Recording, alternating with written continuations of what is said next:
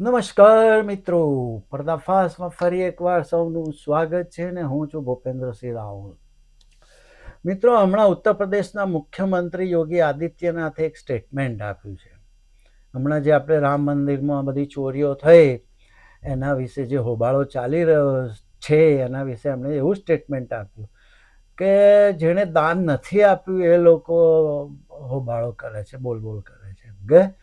એટલે એમનો કહેવાનો મતલબ એવો કે જેણે દાન આપ્યું હોય એ લોકો જ બોલો, એમને જ બોલવાનો હક છે. જેણે દાન આપ્યું નથી એના આ ચોરી વિશે બોલવાનો કોઈ અધિકાર નથી, એવું એમનું ભાવાર્થ એવો છે.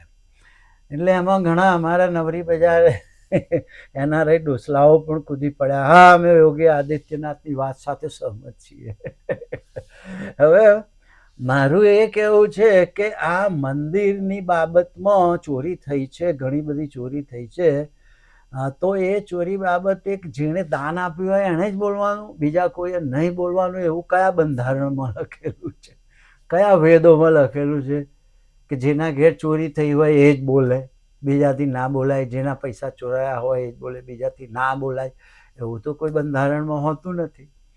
અને મારો એક મુખ્ય પોઈન્ટ એ છે કે આ મંદિર છે ને એ ભલે ટ્રસ્ટે લોકોના દાનથી ઉઘરાઈને પૈસાથી બનાવ્યું છે, લોકોએ બહુ દાન આપ્યું છે, કરોડો રૂપિયાનું દાન આપ્યું છે. એ શરૂઆતમાં મંદિરના બાંધકામમાં જ ગોટાળા કરેલા છે, બાંધકામમાં જ એ લોકોએ પૈસા ખાઈ ગયા છે.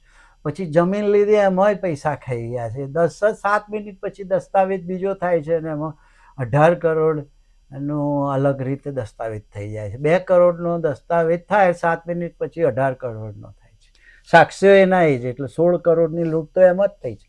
અને એમાં તો ચોખ્ખી વાત છે કે એમાં તો મેઇન ટ્રસ્ટી ચંપતરાય જ સંડોવાયેલો છે, હકીકત છે. બીજી બધી ચોરીઓ થઈ એ તો બધી વાત જ જવા દો. હવે દાન આપ્યું છે એ લોકોને જ બોલવાનું, બીજા નહીં બોલવાનું, એવું તો હોય નહીં.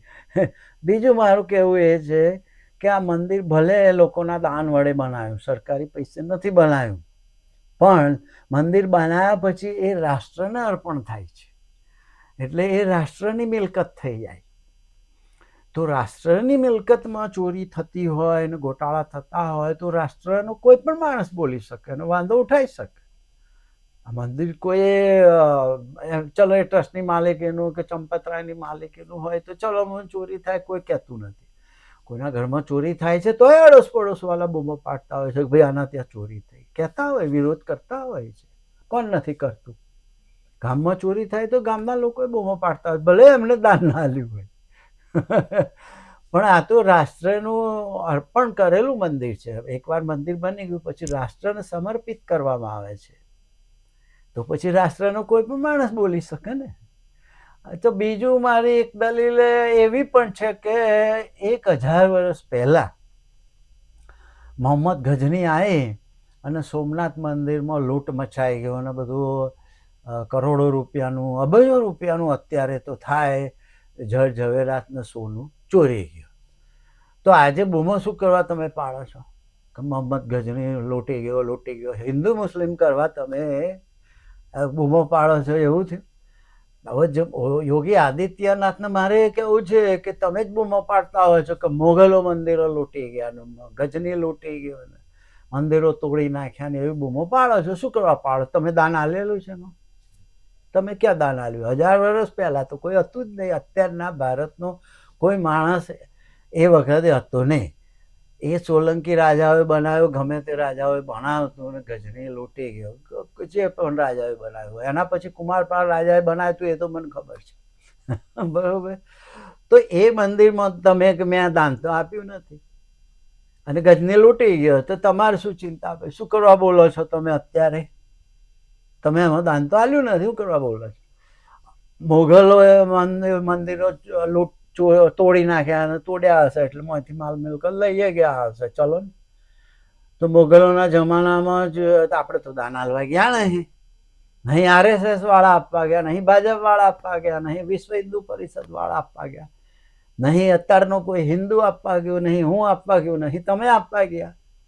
એ કઈ જે મોગલોએ મંદિર તોડ્યા કે ખિલજીએ તોડ્યા કે ગજનીએ તોડ્યા એક મંદિરમાં તમે મેં દાન આપ્યું નથી તો આપણે અત્યારે શું કરવા બૂમો પાડીએ છીએ ભાઈ? લૂંટી ગયા તો લૂંટી ગયા, જેનું લૂંટાયું હતું એ આવે બોલવા, આવે ઉપરથી આવે બોલવા, પડતા મૂકો. તો પછી આપણે શું કરવા બોલવું પડે? શૃંગેરી મઠ પરશુરામ ભાવની સેનાએ હતા, મરાઠી સેનાએ લૂંટેલું, પણ આપણે અત્યારે શું કરવા કહેવું પડે ભાઈ? અત્યારે કોઈ શૃંગેરી મઠમાં આપણે ક્યાં દાન આલ્યું હતું ભાઈ? સરસ્વતીની મૂર્તિ તોડેલી. કાશ્મીરના રાજા હતા હર્ષદેવ, એણે રાતરંગણી છે કલ્હણની એમાં છે વર્ણન, એણે હિન્દુ મંદિરો લૂંટ્યા છે, તો અત્યારે આપણે શું કરવા બોલવું પડે ભાઈ? આપણે ક્યાં દાન આપ્યા હતા? અંગ્રેજો લૂંટી ગયા તો આપણે ક્યાં એ વખતે દેશમાં તો જન્મ નતો લીધો આપણે, તો અત્યારે બૂમો પાડવી પડે? લૂંટી ગયા તો જેનું લૂંટાયું હશે એ બોલશે, અને જેને દાન આલ્યું હશે એ બોલશે. શું કરવા બોલવું પડે ભાઈ અત્યારે? બરોબર ને?